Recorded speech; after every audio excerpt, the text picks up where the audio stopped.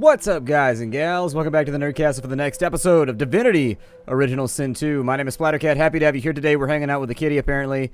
And actually, I re-rolled my character, and I got back to where we were, but apparently it reset all my stats, and I didn't notice, and somebody told me down in the comments. So anyways, it wasn't that far from the beginning of the game. It only took me like 15 minutes to get back to here. And this time around, I found a baller robe. If you, too, want to get a super awesome baller robe that you can spill beer all over as a dwarvish badass, it's in this box over here that's hidden in this little corner at the top of the map right next to where you go up the stairs. So anyways, I don't know if the loot is the same every single time you go out or if it changes around each time you play the game. I would assume it changes around slightly because I think my loot configuration is a little bit different this time as I play the game. But everything should be back where it was. I don't think there's anything else that needs to be looked after. Welcome on back, though. In the previous episode, we'd seen a lizard lady cut off her tongue for some imagined or real slight. I'm not really sure. I don't think I can actually... What I'd like to do is I'd like to do the Baldur's Gate thing where you can look around and you can see what the lootable objects are by holding down a certain key, but I don't know if that exists. It looks like... No would be the answer to that question, but I've only hit like 6 or 7 keys, so it's not a well-researched no. It's kind of like a no maybe. I suppose we'll figure it all out later. There's a basket right there. How do I get that basket? A bottle of beer, too. I mean, you could learn to swim. That wouldn't be too bad. I'm just saying that's not that far. And honestly, you could probably jump from that rock to right there, even if you couldn't swim. And even at your short stature, that water's not that deep. Just walk back to shore. I bet you'd survive perfectly fine. But then again, dwarves are kind of like... They're kind of like bulldogs. And like they hit water and they just like sink. They're just too dense. Just too dense. They're like little bricks with legs, basically. Magister Atusa. What's left of her anyways. You better put your weapons away before somebody gets hurt. I don't have my weapons out. My weapons are away. Let's see. Atusa's leg. Gross. Resurrection scroll, a bottled inferno, and a healing potion. Can I talk to this guy? Shove off. I beg your pardon? He grumbles. Okay, am I going to have to fight this guard? Because I don't really want to fight a guard. I feel like he's going to go ham on my ass if I try this. The Fort Joy Ghetto. In the ghetto. Something all she needs is another hungry mouth to feed in the ghetto. In the ghetto. Amidst a crowd of screws, bolts, and scraps of metal, the woman is manipulating a glove-like contraption filled with 5 long metal skewers. She doesn't look up as you approach. What are you after? Oh, good. I filled out all of my tags, too. Apparently, tags, what they do is they help you with conversations. Like, they represent your character's aspirations and his backstory. And if it's an aspiration or a backstory, the way that it turns out is your character has passing knowledge of anything that's part of their backstory or part of their aspirations. So, for example, if your character is a noble and a dwarf, or I guess if your character is a dwarf and he has an aspiration to become a soldier and a noble, which is what I picked, he'll be able to know soldiering information and noble information. Say you've known a few women who worked the anvil, but they were all dwarves. She seems to have a talent for it, though. Oh, aye? You looking to buy? Well, I'll cut a deal if the terms are to my liking, sure. You got anything for me? You got like a helmet? I like helmets. What does that cost me? 2 gold? That's it? 2 gold? Well, shit, yeah. I'll take the helmet. What do you have for gloves? What are those going to cost me? Let's take those. We got some booties. They're work boots. We'll take those, too, because I want to stack up my armor as high as possible. Aside from that, it doesn't really look like she has a whole lot. She's got like a shiv, which we've got mace weapons, so I don't think that's going to help very much. An improvised staff is probably not going to be that great of an advantage either. There's canvas pants. That seems really, really, really uncomfortable, but you know what? Let's have some canvas pants too, and we're up to 35 gold. What can I sell that will earn me the gold that I need in order to get this all done? So you can have my pepper. I definitely don't want any apples. Apple juice does not seem that awesome either. I'll probably sell you beer because everybody loves beer. My prisoner's gown, and also take my holy hand grenade because it looks like it just does a slight heal. And if I can make some money right now, that'd be great too. So there it is. I accept your offer plus 19 attitude. Oh, it doesn't auto even out with the gold? Ah, shit. Okay, so apparently the game does not auto even out with gold. I assume that it worked like RimWorld or like any other game does, where if they exceed yours by a certain amount, it fills in the gold automatically. I was wrong. However, it looks like we got a bunch of reputation for trading against our own advantage, so I guess that's a thing. Let's see here. What are you working on? This, it belongs to Dallas, or the Hammer, as you might have heard her moniker, and I'm just having to tinker with it and trying to figure it out. You sure you're not looking to buy anything? How'd you get your hands on these contraptions? They seem pretty dangerous. Found it in the scrap heap not so long ago. We used to know each other back in the day, you know, Dallas and I. Never knew her to be much of a wrench head back in the day, but when she joined the Order, she started turning out all manner of oddities. Did Dallas invent these collars? She nods once. You looking to buy something, or you just want to waste my time with a whole lot of questions? My collar's tight. Can you loosen a little bit? For you? Hell no. But you do know how to manipulate them, though. That's for me to know and you to get out of my face. Buy or shove off.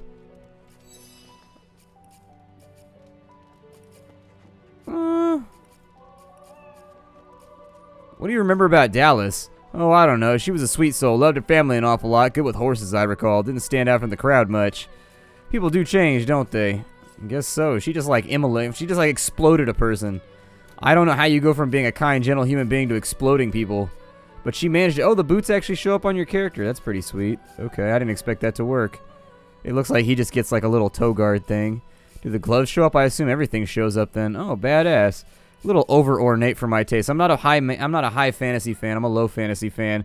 So I prefer it when everything looks very, very accurate and kind of period appropriate versus like crazy high fantasy stuff. Oh, okay. So it looks like it triggers the appearance based on whatever your chess piece is, from what I can tell. So that's pretty cool.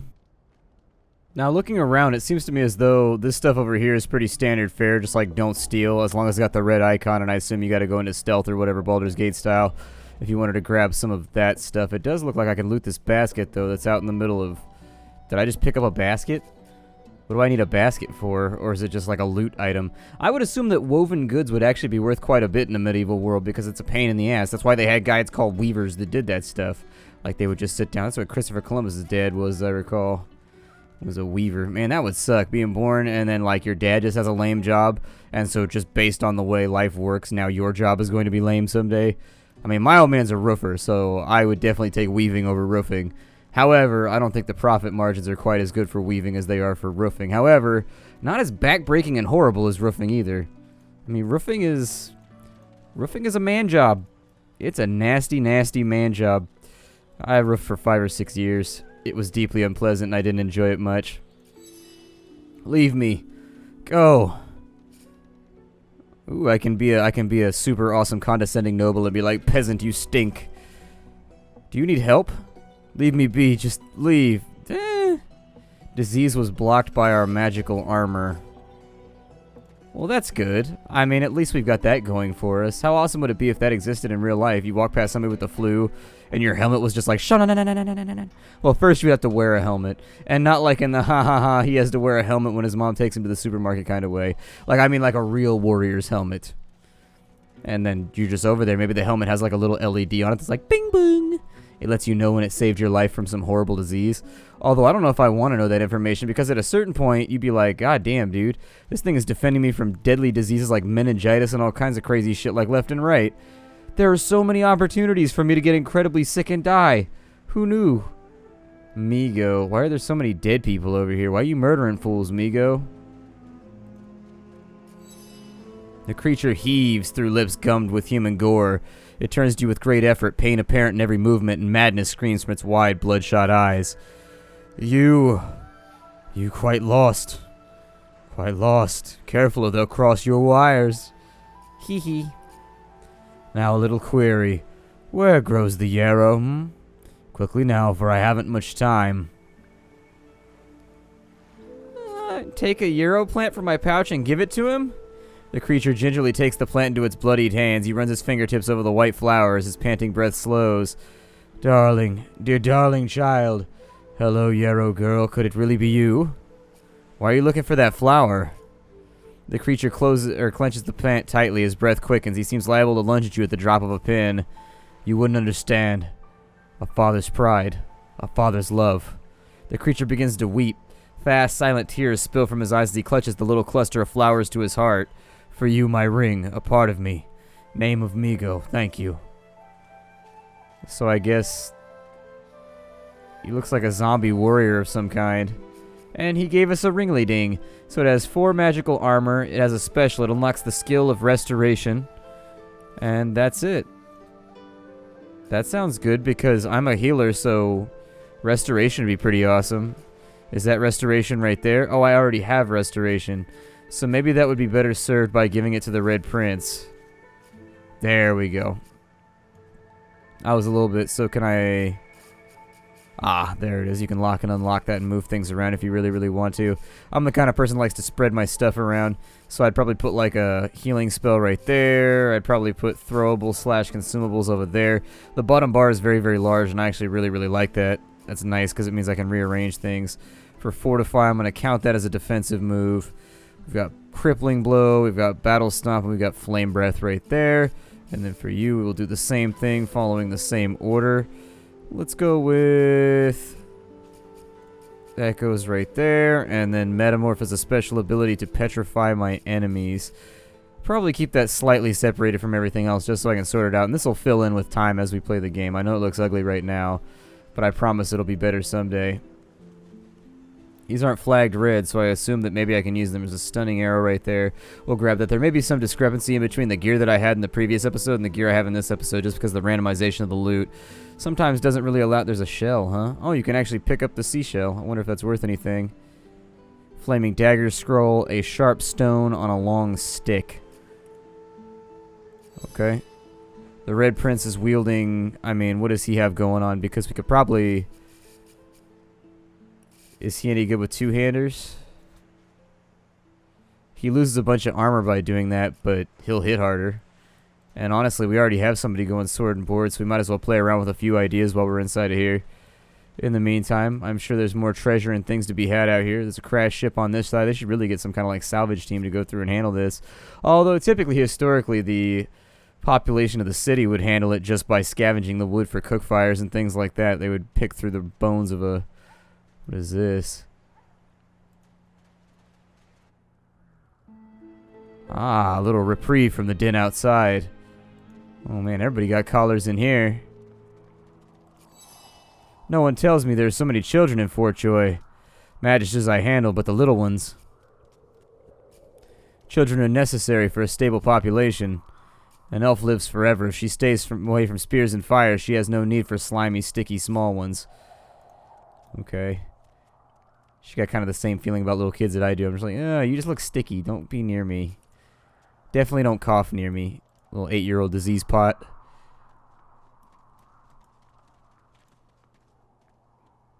The hole is too small for you to squeeze into. Man, normally when you pick the dwarf or the halfling, you get to go into small areas. See, they've taken that from me. I expected that to be a racial ability to show my dwarvish supremacy. And see, I didn't even need to buy half this stuff. Ooh, there's a simple shirt that gives 14 armor. That's not bad. There's also a repair hammer and some canvas pants. That's good too, because I think we might be pantaloneless on some of our characters. So yeah, there's 10 right there. And then he's got canvas pants. There's another 7 right there. That's put his armor up to 38. And then in the meantime, while we've got the prisoner's pants, we've also got the simple shirt with his 14 physical. He's got 21. Since he's going to be in melee a lot more, I'm going to give him a simple shirt for right now. It seems a tad safer. And that bumps him up to 52, which means he can soak like 4 or 5 hits before... He's still got the prisoner's gown on, though. Okay, if I don't find anything else soon, what I'll do is not even worth the rummaging. Yeah... Maybe we need a wash basket, though. We haven't done laundry in a while. Laundry is my least favorite chore. I hate laundry. Laundry's the worst. I do not like it at all. See, an arrow shaft and a log. I don't know if I want either of those things, but I'm going to bring them along with me because fletching was a valuable skill back in the day, and so maybe it'll be worth something. You there, Red Demon, the traitor pig. I heard they sent you here, and I'd hope you'd have drowned yourself before crossing my path. You roll your eyes and say you aren't that red lizard. Contrary to rumors, there's more than one. Soldier looks at you hard, his grip tensing around his spear. No, I suppose the Red Prince is rather taller, isn't he? You're positively stunted. Sorry for the mix-up. House? So I can fess up as to who I am, or I can go after. I'm gonna bite my tongue and say I'm from the House of War. Hallowed are its halls. Please, comrade, I have all you need to steel yourself against the brutes that haunt this place. I will accept no more than a pittance from all that you may require. Oh, cool. I'd steal your weapons if I were you. Okay, I'll put it away. They do react to you, though. That's kind of cool. There's nothing back up in here. I thought he was going to trade with me or something like that, but I guess not. Let's go outside and see what we can find. So far, this has been kind of a slow episode. There's a wet dog over here. Probably stankin', as wet dogs are known to do. There's some wheat and a sweeper in there. I don't think I want the sweeper. Let's maybe find our way around. Tension is very, very low, so it's on green. That's very nice. That means nobody's quite worried about us yet. If... That's quite the anchor. If there's anything around here to take, I would prefer it. There's nobody here watching us, so we might as well steal everything we can get our hands on. There's a free mackerel in the fish pile. I like how they changed the UI for each of the things that's around. It's a nice little touch. Is there anything over here? No. Alright, well, we gotta find our way out of this hellhole. We appear to be a slave of some kind. We've got the shock collar thing on, which is fairly standard for the starting point of most RPGs. You always start out either a prisoner or a guy that can't remember his memory. Every single time. He's got mage's gloves on. I don't think mage's gloves are going to be that helpful, so instead, we will take those gloves right there and swap them in for the 9 physical armor. What do you have on? Just gloves? Okay. Well, he didn't find anything better, so I'm going to go ahead and give him that right there, because it gives him a little bit of extra armor, which the prisoner's garb that he's wearing doesn't do anything. There's a bone pile on this side, but there's nothing inside of it. I very much like how that background UI changes based on like what items you're looting. So if you're going to like a bone pile, it's like a pile of bones. Things like that, they show care to me. Like they show that the developer like gives a shit, you know, like he decided to put in the effort. Whereas a lot of developers would just use like the standard UI. And there's nothing wrong with that as long as it's functional, it works. But still, I like it. It's cool. There you are. I wonder what keeps you. Tell me your tale. We've never met before.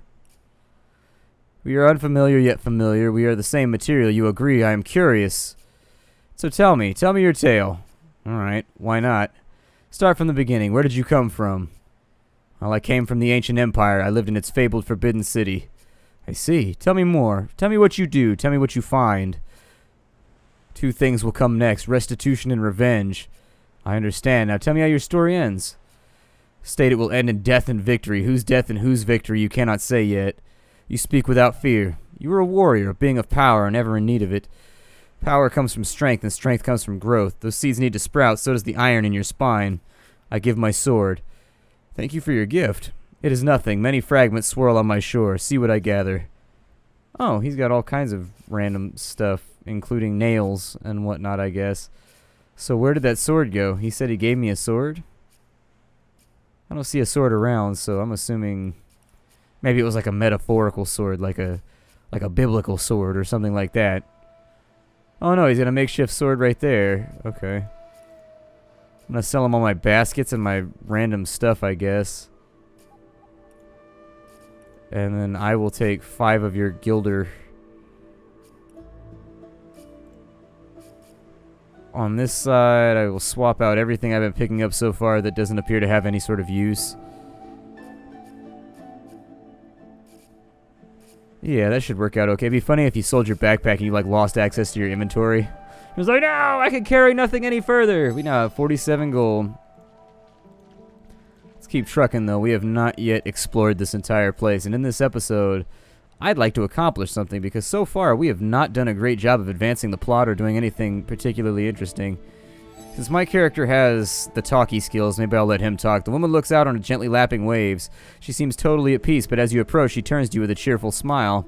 Haven't seen you around here before. You new? Yeah, I've just arrived. Well, don't worry too much if you have a hard time settling in. It takes a while to get used to the place. You here alone? I fell in with a travel mate. Well, I've been lucky enough to make a close tie. She gives you a long look. You keep them friends of yours close, eh? Some of us ain't got no one at all, eh? Not much in this world someone you love can't make better. Thank you for the advice. It's nothing. If I haven't learned that by now, I ain't learned nothing at all. Why are you here alone? Used to be I had a family, husband, little boy. We were healers. Source was in our blood.